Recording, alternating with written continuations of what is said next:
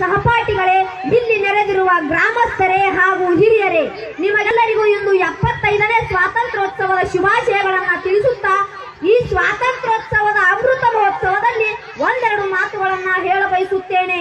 ಪ್ರಾಚೀನವ ತಿಕ್ಕಿ ತೊಳೆ, ವರ್ತಮಾನ ಜೀವಕಳೆ, ಉಕ್ಕೇರಲಿ ಬಾಳ ಹೊಳೆ, ಆ ಭವಿಷ್ಯದೊಡಲಿಗೆ ಮೈ ಕೊಡವಿದೆ ಮೂಕ ಜನ, ಕೈ ಹಿಡಿಯಿರಿ ನಾಲ್ಕು ಜನ, ಎದ್ದೇಳಲಿ ಎಲ್ಲ ಗುಣ ಆ ಸಮೃದ್ಧ ಬಾಳಿಗೆ ಎಂಬ ಚನ್ನ ವೀರ ಕನವಿಯವರ ಕವನದ ಆಶಯದಂತೆ ಭಾರತ ದೇಶವು ಇಂಗ್ಲಿಷರು, ಪೋರ್ಚುಗೀಸರು, ಫ್ರೆಂಚರು, ಡಚ್ಚರ ಚತುರೋಪಾಯಗಳ ಕಪಿಮುಷ್ಟಿಗೆ ನೇರವಾಗಿ, ವಕ್ರವಾಗಿ, ಪ್ರತ್ಯಕ್ಷವಾಗಿ, ಪರೋಕ್ಷವಾಗಿ, ಸತ್ಯವಾಗಿ, ಅಸತ್ಯವಾಗಿ, ಧಾರ್ಮಿಕವಾಗಿ, ಅಧಾರ್ಮಿಕವಾಗಿ, ಬೆಳ್ಳಗೊಮ್ಮೆ, ಕೆಂಪಗೊಮ್ಮೆ, ಹಗಲೊಮ್ಮೆ, ಇರುಳೊಮ್ಮೆ, ಹೀಗೆ ನಾನಾ ತಂತ್ರ ಕುತಂತ್ರಗಳಿಂದಲೂ, ನಿರಂತರ ರಾಜಕೀಯ ವಿದ್ಯೆ ಮತ್ತು ಸಮರ ನೀತಿಯ ಪ್ರಭಾವದಿಂದಲೂ, ಪ್ರಯಾಸದಿಂದಲೂ, ನಿರುಪಮ ಸಾಹಸದಿಂದಲೂ ಶ್ರೇಷ್ಠತರವಾದ ನಮ್ಮ ಭಾರತ ದೇಶವನ್ನ 100 ವರ್ಷಗಳ ಕಾಲ ಆಳಿದರು.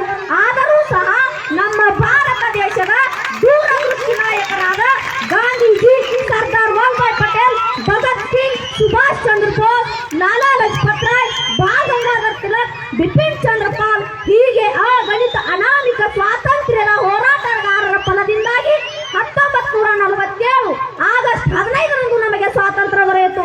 ನನ್ನ ಹೆಮ್ಮೆಯ ಭಾರತ ದೇಶಕ್ಕೆ ಸ್ವತಂತ್ರ ಸಿಕ್ಕು ಇಂದಿಗೆ 75 ವರ್ಷ. ಈ ಸಂಭ್ರಮದಲ್ಲಿ ನಾವು ತಾಯಿ ಭಾರತಾಂಬೆಗೆ ಕನ್ನಡದ ಆರತಿ ಮಾಡೋಣ.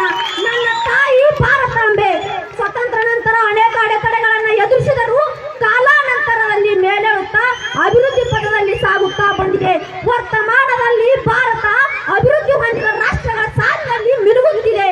ಕೃಷಿ, ಕೈಗಾರಿಕೆ, ತಂತ್ರಜ್ಞಾನ, ಚಂದ್ರಯಾನ, ಮಂಗಳಯಾನ, ಕಲೆ, ಸಾಹಿತ್ಯ, ರಕ್ಷಣಾ ಶಸ್ತ್ರಾಸ್ತ್ರಗಳ ತಯಾರಿಕೆ, ಹೀಗೆ ಹಲವು ಕ್ಷೇತ್ರಗಳ ಅಭಿವೃದ್ಧಿಯೊಂದಿಗೆ ನನ್ನ ಭಾರತ ಅಗ್ರಸ್ಥಾನದಲ್ಲಿ ರಾರಾಜಿಸುತ್ತಿದೆ ಎಂದು ಹೇಳಲು ನನಗೆ ಅತೀವ ಸಂತೋಷವೆನಿಸುತ್ತದೆ.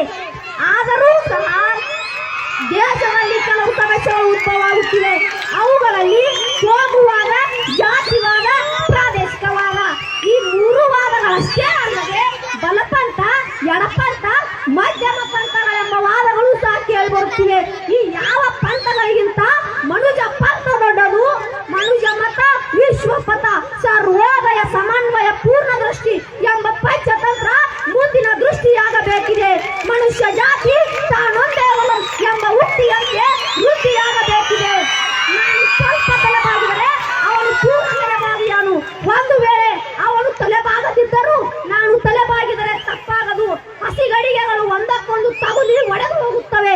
ಅದನ್ನ ತಪ್ಪಿಸಲು ಅವುಗಳನ್ನು ದೂರ ಇರುವುದು ಉಪಾಯವಲ್ಲ, ಅವು ಒಡೆಯದಂತೆ ಸುಡುವುದೇ ದಾರಿ. ಹಾಗೆ ನಾವು ನಮ್ಮೆಲ್ಲರ ಹೃದಯಗಳನ್ನ ಪಕ್ವಗೊಳಿಸೋಣ. ಆಶಾವಾದವೇ ಆತ್ಮವಿಶ್ವಾಸಕ್ಕೆ ಆಹಾರ.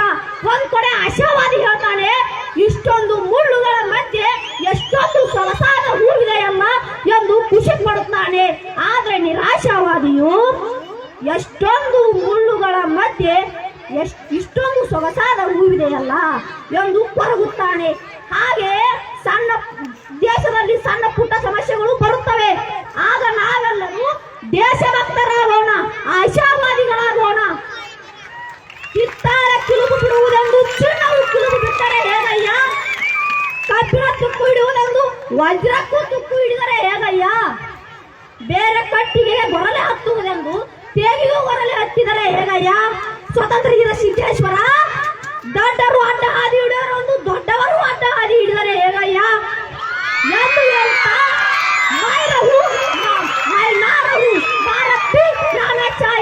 ಅಮೃತ ಭಾರತಿಗೆ ಕನ್ನಡದ ಆರತಿ ಮಾಡೋಣ.